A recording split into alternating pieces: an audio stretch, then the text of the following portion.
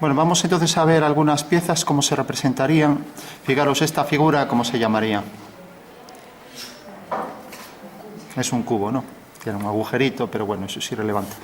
Bueno, pues por regla general, lo primero que vamos a hacer es siempre representar con las vistas más adecuadas para entender mejor la pieza. ¿Qué significa eso? Que yo, por ejemplo, si tengo aquí el plano de proyección en planta y alzado, pues yo podría colocar así el cubo y hacer las vistas, pero eso sería complicado, ¿no? Tendría que saber cuánto, fijaros, cuánto se reduce esto en planta. Realmente eso es una sonometría, lo que se llama, que lo veremos más adelante, ¿no? Calcular al proyectar ortogonalmente sobre un plano cómo se proyecta esto.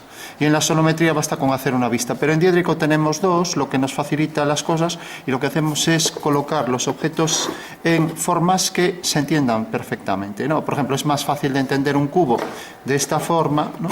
Tal y como lo pongo aquí, visto desde arriba, ya que tiene esa cara frontal, y ahora el alzado también me lo va a mostrar frontalmente, ¿vale? Lo cual es una ventaja, ¿vale?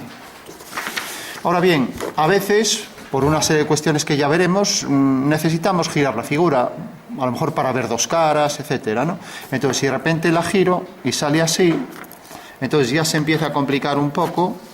En realidad esto es un giro en el espacio, y ahora al proyectar estos puntos, recordad que estas son líneas discontinuas finas, pues va a pasar que aquí la altura de la figura lógicamente será la misma, las cotas, las aristas tienen la misma dimensión, ¿vale? Y ahora ya sabéis que por convenio las líneas visibles van continuas y las que no se ven van discontinuas, ¿vale? Bueno, pues fijaros, simplemente lo he girado, podría decir qué ángulo lo he girado también, y empezaría a ser más preciso en cuestiones geométricas. Fijaros también que la línea discontinua, si nos acercamos, sale del objeto de esta manera, así. Bueno, pues esa es la primera norma. O sea, yo no puedo hacer esto, por ejemplo. ¿Por qué? Porque en realidad la línea discontinua tengo que ver el punto exacto de donde sale, ¿vale? Y claro, alguien me dirá, pues vaya una chorrada. No, resulta que aquí a lo mejor hay varias líneas que salen de un punto, y si yo las dejo todas así, queda indefinido, ¿vale? En cambio, si yo empiezo la línea discontinua desde un punto, lo voy a entender perfectamente, ¿vale? Bueno, pues ese sería el primer convenio que utilizamos en dibujo técnico. Todas las líneas finales del dibujo van con línea más gruesa, mientras que las líneas de referencia, por ejemplo, para coger este punto y este alineado, pues van siempre con líneas finas y en este caso discontinuas, ¿vale? Recordad que los puntos, si por ejemplo nombro A su 1, sabéis que esto será A su 2, y si esto es B su 2, pues aquí coincide y este es el signo con B su 1, ¿vale? O sea que en realidad resulta que A su 1, A tiene una cota que la da a su 2 y tiene este alejamiento, ¿no? Recordad que esta mediera el alejamiento y esto cota, y yo debo marcar por convenio siempre los puntos con mayúsculas y el subíndice 1 para indicar que es la planta, ¿vale? Recordad también que esto va con dos segmentos así de mayor grosor que la línea de tierra, para indicar que esto es la línea de tierra, según convenio europeo y español, ¿vale? Bueno, sabemos ya cómo representar un cubo, y ahora empezamos ya con un primer concepto. Este sería un giro en el plano, podría ser este el eje de giro y decir, pues yo lo voy a girar en contra de las agujas del reloj, por ejemplo, 20 grados, ¿vale? Con lo cual ya entendemos lo que es un giro. Ahora bien, también puedo girar la figura así, y podría hacerlo, por ejemplo, a partir de esto, una vez que está girada, ¿no? ¿Vale? ¿Lo entendéis? No. Bueno, pues entonces, ¿qué tendría que hacer? Fijaros, si la tengo ya así girada, pues basta con que haga esta proyección, con lo cual lo tengo mucho más fácil, porque voy a mantener las mismas alturas para el alzado, y ahora lo que voy a hacer es colocar la línea de tierra donde quiera. Voy a colocarlo, por ejemplo, así, aquí. Vale. Y a partir de esa línea de tierra coloco mi cambio de plano, lo que es un cambio de plano, una nueva proyección, ¿no? Y ahora también lo voy a girar de esta manera, ¿vale? ¿Lo entendéis, no? Entonces, si lo giro de esta manera, pues ahora aquí tengo nueva línea de tierra, y ahora proyecto los puntos, y ahora cojo la misma cota, que eso es invariable, y ahora hago el giro aquí. O sea que tengo la figura aquí proyectada.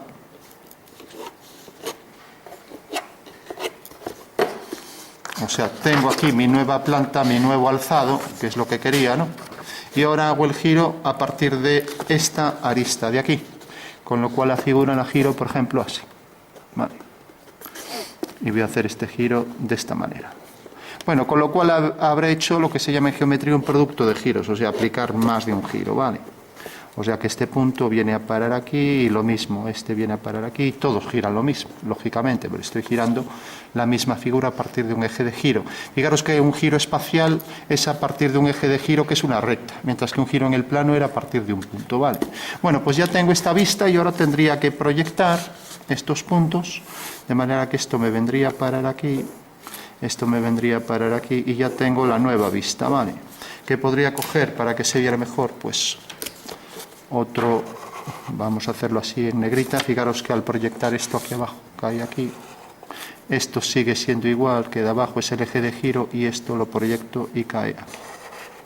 Bueno, con lo cual veis que el sistema diédrico es un sistema de proyecciones múltiples, que puedo trabajar con distintas proyecciones y hacer lo que se llaman transformaciones distintas. En este caso hice 2 giros, ¿no? Bueno, pues ahí tengo la nueva vista y ahora tendría que proyectar también aquí, ¿vale? Pero bueno, lo dejaremos para más adelante, que ya es algo más complicado. Simplemente habría que coger aquí, pues la cota que tiene este punto corresponde, por ejemplo, a este punto y esa cota la coloco aquí y así me va dando ya la proyección de la nueva vista. Con lo cual podría obtener cualquier proyección de cualquier figura bajo cualquier giro o cualquier otra transformación, ¿vale?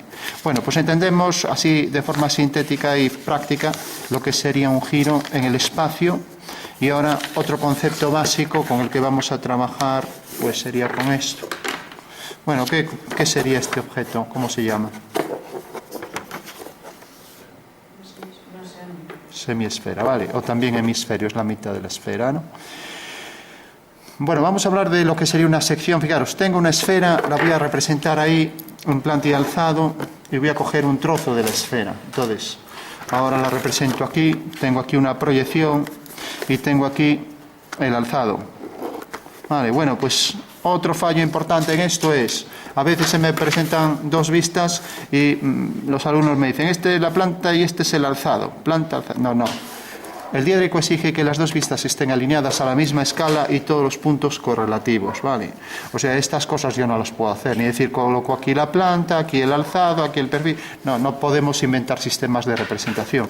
Entonces, esto está alineado en una vertical y la norma me exige también que para centros de circunferencias coloque aquí, en el centro, una cruz y ahora aquí el segmento con línea discontinua, ¿vale?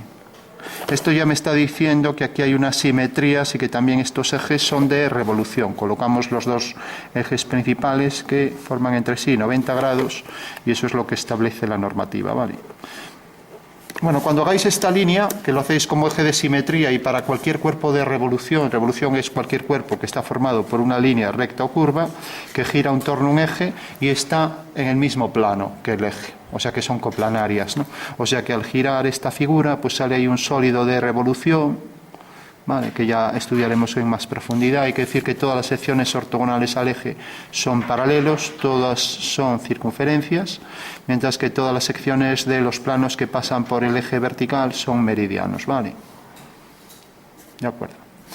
Bueno, y esta sería la circunferencia ecuador, la más grande, y esta la de garganta, la más estrecha, ¿vale? Bueno, esos son conceptos básicos. Esta es una superficie de revolución que se engendra por la semicircunferencia, cuyo diámetro es el eje de giro, ¿vale?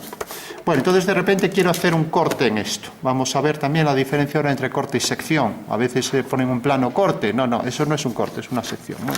Bueno, pues voy a representar, por ejemplo, un corte. Pues entonces lo que hago es cortar la esfera por aquí. Fijaros que en una esfera, lo voy a representar aquí ya imaginando en el espacio, hay que saber nombrar los elementos de las figuras. Tenemos, por ejemplo, aquí un corte que acabamos de ver. Vimos un corte por la mitad de la esfera, o sea, por un círculo mayor de la esfera que se llama. Círculo mayor porque pasa el plano de corte por el centro de la esfera, y entonces es lo que se llama en geometría una geodésica, ¿vale? Bueno, pues este fragmento de la esfera que comprende un arco menor, una circunferencia menor y una mayor, esto se llama zona esférica, ¿vale? Este trozo que queda arriba pues se llama casquete esférico. Vamos a cortarla ahora mediante un casquete esférico, ¿vale? Y luego tenemos otras partes de la esfera, por ejemplo esto. Si cogemos 2 meridianos de la esfera, como si fuera un gajo de una mandarina, pues esto es lo que se llama, ¿alguien lo sabe? Una cuña esférica, ¿vale? Bueno, estos son los principales, y si cojo, por ejemplo, aquí 3 arcos, pues esto es un sector esférico hasta el centro, ¿vale? Hasta el centro de la esfera. Esto sería como un trozo de queso de bola cuando lo venden así, ¿no? Bueno, sería la cuña esférica, ¿no? Bueno, entonces vamos a hacer el corte a esta altura, ¿vale? Vamos a hacer en el alzado mejor un corte horizontal y corto por aquí, ¿vale?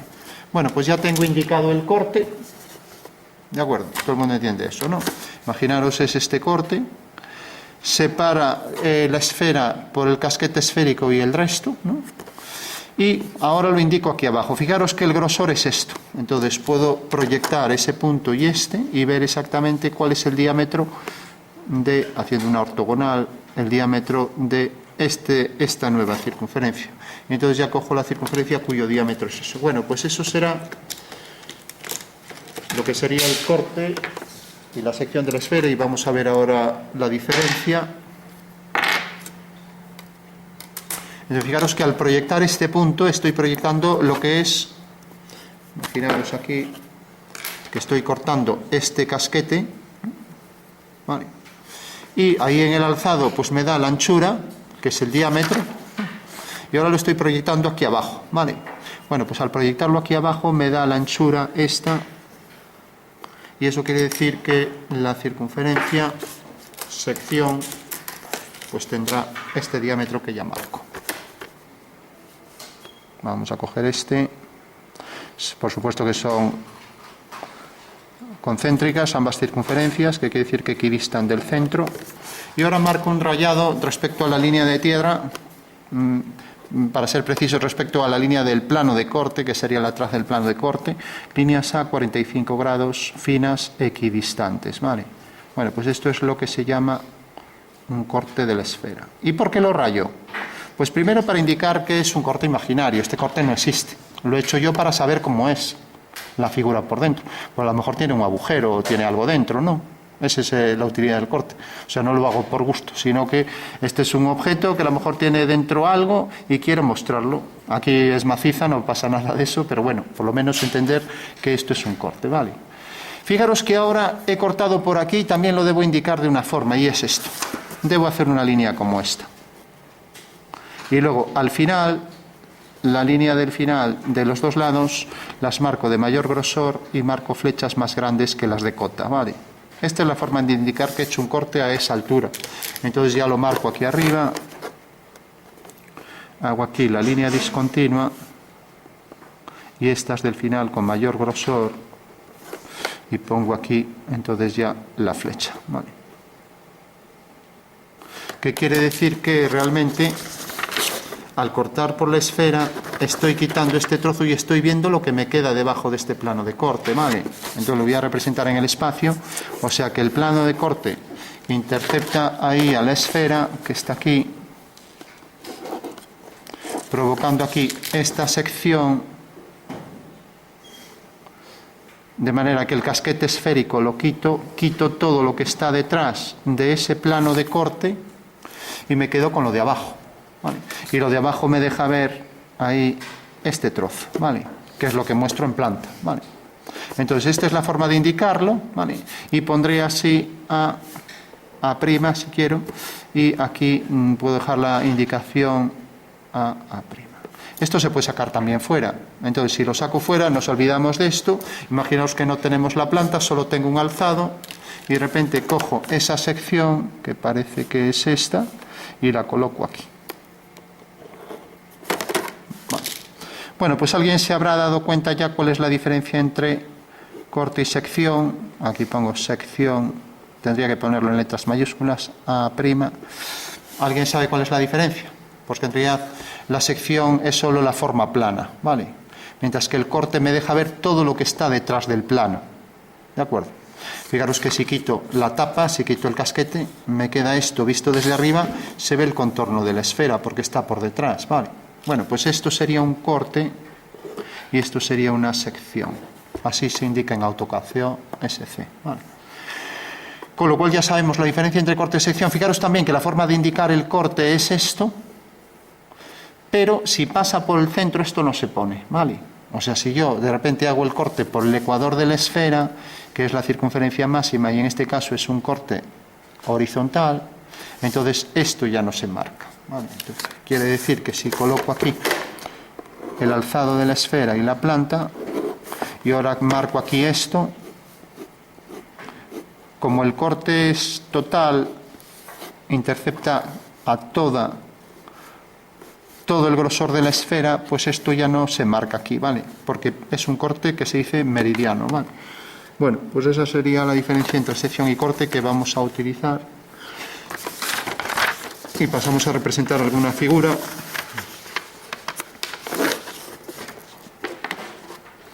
Fijaros, por ejemplo, en esta figura, a ver, que la tenían por aquí. ¿Qué figura sería esto? Vale, es una pirámide, ¿no? A ver si estoy enfocando bien ahí, en los centímetros. Se distingue bastante más.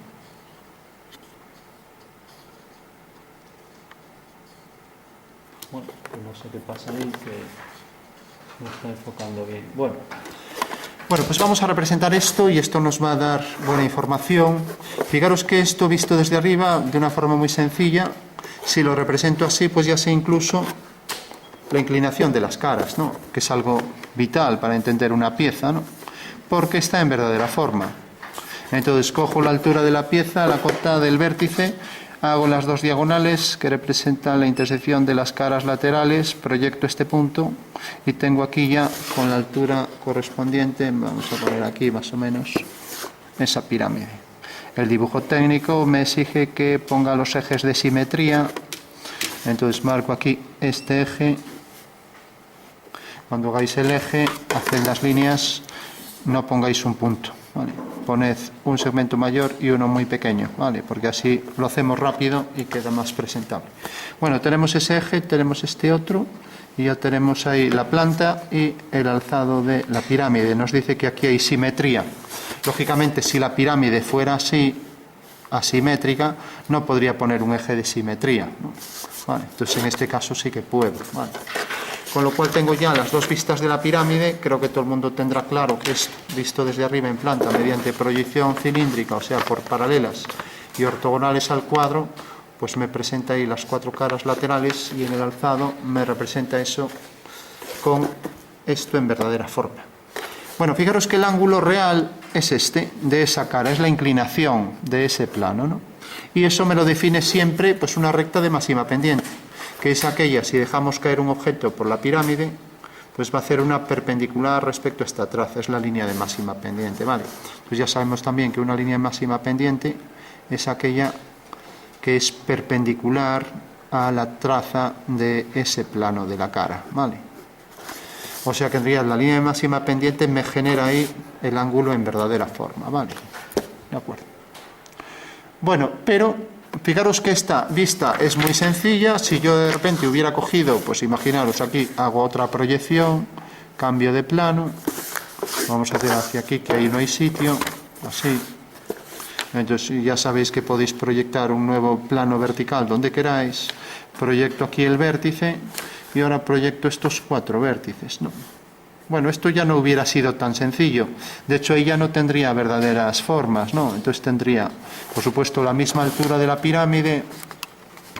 Tendría aquí detrás esta discontinua, tendría esta y esta. Pero bueno, es una vista perfectamente válida, ¿no? Fijaros que el nuevo alzado es esto. ¿Todo el mundo entiende eso? La nueva proyección, sí. Bueno, pues fijaros, he proyectado la figura y tengo ahí pues la nueva proyección, que ya digo que no me clarifica mucho, ¿no? Vale. Pero a lo mejor por alguna razón necesito mostrar dos caras de la pirámide, ¿no? Imaginaros ahora que de repente digo, bueno, es que quiero que se me haga una pirámide, por ejemplo, así, apoyada en una cara lateral. Entonces, ¿qué tendré que hacer? Bueno, hay una forma muy fácil y rápida para sacar vistas así más complejas. Fijaros que en realidad me están pidiendo que esté apoyada en un plano así y esta vista ya me lo está dando. O sea, esta vista realmente es esto. Fijaros que está así, entonces puedo hacer así la vista, ¿no? Fijaros que ahora tengo aquí la vista en planta y en alzado. Entonces lo único que tengo que hacer es colocar aquí la nueva línea de tierra, tercera línea de tierra, esto es un cambio de plano que se llama, proyectar ortogonalmente, como hago siempre en diédrico, estos puntos, coger la anchura de la arista de la pirámide, colocarla aquí, entonces viene de este punto hasta este, y ahora tengo ya aquí el cuadrado, y tengo la nueva vista. Fijaros que visto desde arriba, pues era algo así, ¿lo veis, no? Con lo cual ya tengo efectivamente que la pirámide ahora se apoya en una cara, he cogido el alzado como nueva proyección y ahora uno este punto con el del medio y este también, y por supuesto estos de aquí que no se verían, ¿no? O sea que esta será la pirámide apoyada en una cara, con lo cual tengo ya la nueva proyección, el alzado que me decían apoyado en el plano horizontal. Mi nuevo plano horizontal es este. Bueno, pues fijaros que lo de las proyecciones múltiples nos funciona muy bien para sacar las vistas según nos interese, ¿no? En este caso, pues hice una vista que parecía compleja gracias a tener el alzado ya y lo aproveché como nuevo alzado de esta planta, de manera que ahora sí que se apoya, porque si os fijáis esto visto en planta es esto, ¿no? Mientras que visto en alzado pues tenemos eso, ¿vale? Bueno, otra de las características del diédrico, ya sabéis que son las líneas discontinuas. Si yo represento esto, ¿cómo se llama esto? ¿Qué figura es? Si pongo así a lo mejor lo entendéis mejor. Un cono truncado, ¿no? Bueno, pues fijaros, normalmente se suele representar así, pero bueno, lo voy a poner así, ¿vale? Entonces, si os fijáis, visto desde arriba, pues coloco esta circunferencia, vamos a hacer aquí la planta, y ahora la circunferencia interna, voy a coger esta. Bueno, pues la pongo continua o discontinua, está según esta posición. Discontinua, vale. Bueno, ojo con eso, que es otro fallo importante. Aquellas líneas que no se ven siempre aparecen discontinuas, ¿no? Entonces, visto desde arriba, esta figura, pues lógicamente tiene esta circunferencia que bajo este punto de vista no se ve y por tanto debe aparecer discontinuo. Proyectamos esto y ahora tenemos que esto es una vez, dos, tres veces. Una, dos, tres veces la altura, o sea que viene por aquí. Proyectamos este punto y ahí tenemos ya, y ahora le pondremos siempre la escala, ¿vale? Otra vez ponemos el eje de revolución, que en este caso coincide con el de simetría, obligado, y también los dos ejes horizontal y vertical de las circunferencias que se llaman, fijaros que siempre excede la figura, debe excederla, se llaman ejes principales, ¿vale? Siempre ortogonales y pasan por el centro. En todas las circunferencias haremos siempre esto, ¿vale? Bueno, tenemos ya la vista según el dibujo técnico, según normativa, cono truncado, y ahora pondremos la escala. Bueno, pues aquí vemos esta escala, la medida real es esta, viene de aquí a aquí, ¿vale? Entonces fijaros que si por ejemplo coloco aquí centímetros, entonces por ejemplo voy a colocar 4 centímetros en una dirección cualquiera. Según el teorema de Tales, hago aquí una línea y por este punto hago una paralela, ¿vale? Entonces fijaros que corta aquí en el punto 2,2 y aquí en el punto 4, ¿no? Vale, entonces ¿cuál será la escala de este objeto?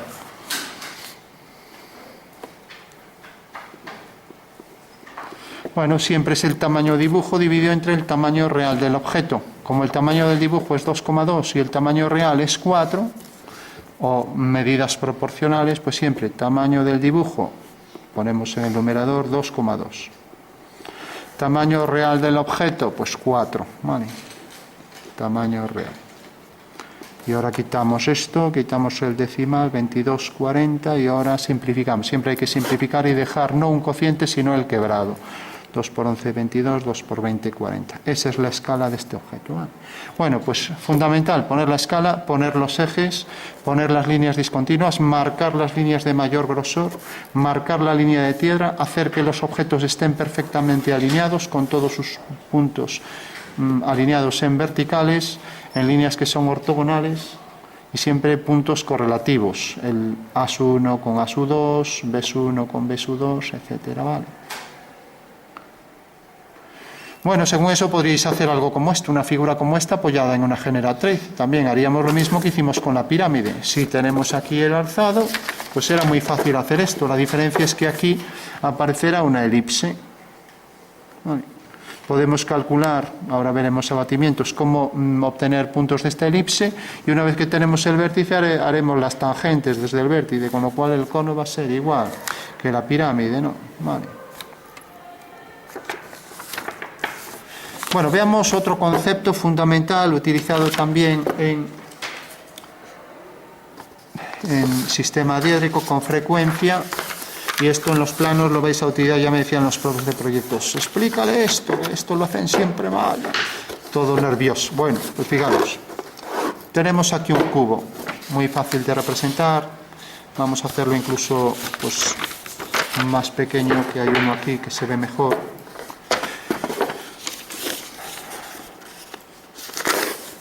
Bueno, de repente hay un ejercicio que en dibujo industrial este tipo de cosas se utilizan mucho. De repente atravieso el cubo por un cilindro en diagonal, no en la diagonal principal que pasaría por este vértice y este, ¿no?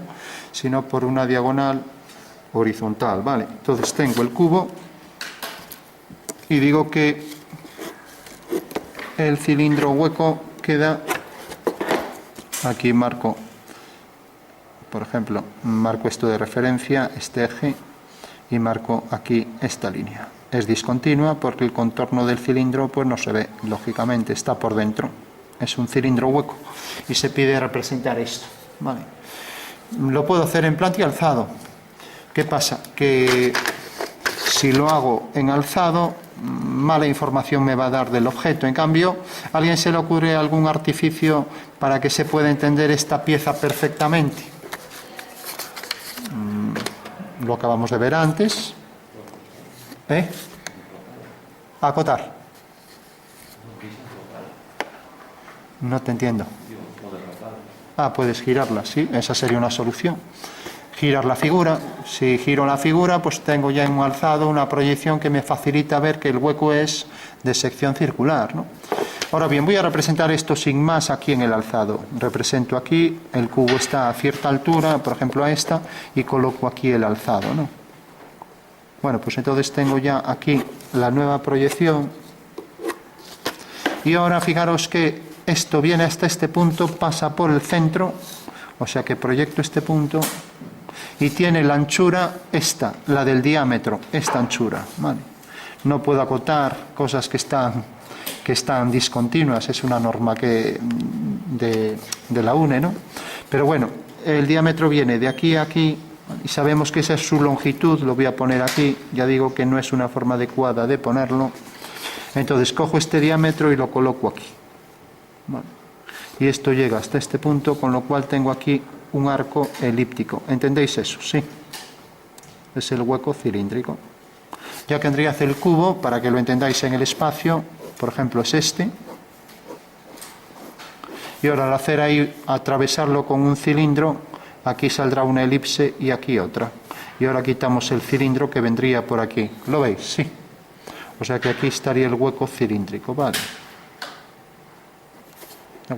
Y por detrás exactamente igual, o sea que viene por ahí detrás, atraviesa la figura y llega allí dejando aquí este otro hueco ahí, ¿vale? Bueno, estaría centrado. Bueno, pues esto es lo que tengo que representar aquí de una forma sencilla. Lógicamente aquí también esta elipse será su simétrica respecto a este eje. Aquí también habrá simetría por el centro y aquí la línea discontinua y luego el contorno del cilindro, ¿vale? Lo veis, ¿no?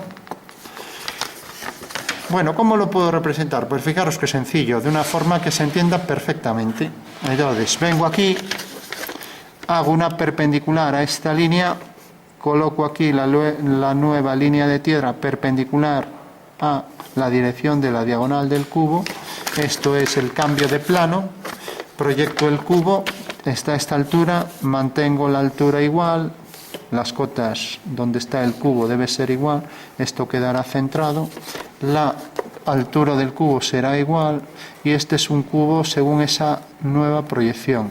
Bueno, ¿entendéis que ese es el cubo según esa proyección? Sí. ¿Lo veis?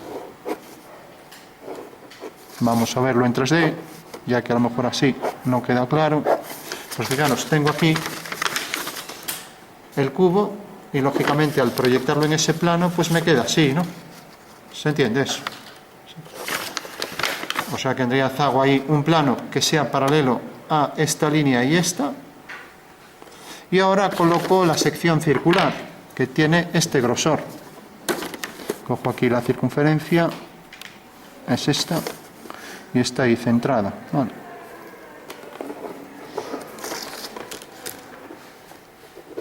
¿Se entendería así el objeto? ¿Se ve? Sí. Creo que así es muy fácil de entender, ¿no? O sea, estoy haciendo un nuevo plano de proyección, también se llama vista auxiliar. Lo que pasa que, como he utilizado una nueva línea de tierra, realmente es un nuevo plano vertical y se llama cambio de plano, ¿vale? Y al hacer por aquí el agujero tengo ahí la nueva representación, mi nuevo alzado. O sea que yo, si hubiera desde el principio representado esto, pues seguramente estaría mucho más claro el objeto, ¿no? Pero me dijeron, no, haz este alzado. Y claro, este alzado pues no clarifica mucho, ¿no?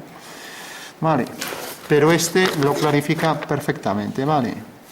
Entonces, ojo con esto, porque las vistas auxiliares nos van a dar verdaderas formas de todos los objetos de un plano allí donde queramos. Proyecciones de muros, de ventanas, de puertas, de tejados, todo. O sea, va a ser una cosa, vamos, esto es el bálsamo de Fierabravo, esto lo hace todo, vamos, ¿vale?